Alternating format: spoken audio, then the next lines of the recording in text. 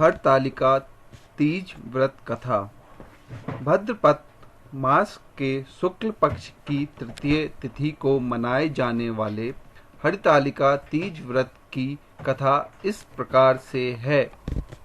हरतालिका तीज व्रत।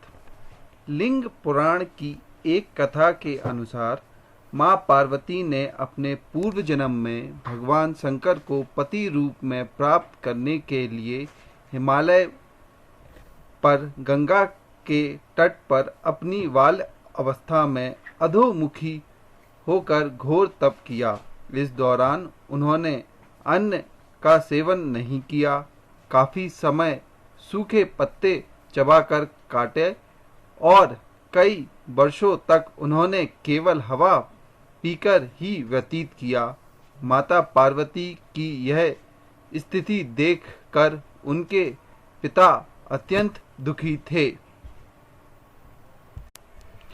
इसी दौरान एक दिन महर्षि नारद भगवान विष्णु की ओर से पार्वती जी के विवाह का प्रस्ताव लेकर मां पार्वती के पिता के पास पहुँचे, जिन्हें उन्होंने सहर्ष ही स्वीकार कर लिया।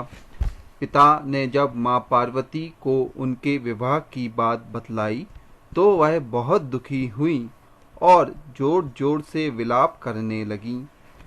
फिर एक सखी के पूछने पर माता ने उन्हें बताया कि वह यह कठोर व्रत भगवान शिव को पति रूप में प्राप्त करने के लिए कर रही हैं, जबकि उनके पिता उनका विवाह भगवान विष्णु से करना चाहते हैं।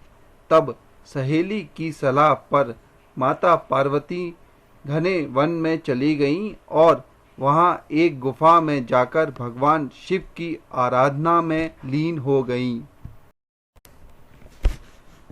भाद्रपद तृतीय शुक्ल के दिन हस्त नक्षत्र को माता पार्वती ने रेत के शिवलिंग का निर्माण किया और भोलेनाथ की स्तुति में लीन होकर रात्रि जागरण किया।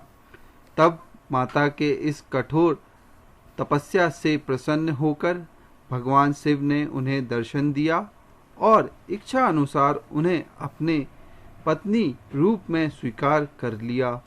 मान्यता यह है कि इस दिन जो महिलाएं विधि विधान पूर्व और पूर्ण निष्ठा से इस व्रत को करती हैं, वह अपने मन के अनुसार पति को प्राप्त करती हैं। साथ ही यह पर्व दाम्पत्य जीवन में खुशी बरकरार रखने के उद्देश्य से भी मनाया जाता है। उत्तर भारत के कई राज्यों में इस दिन मेहंदी लगाने और झूला झूलने की प्रथा है।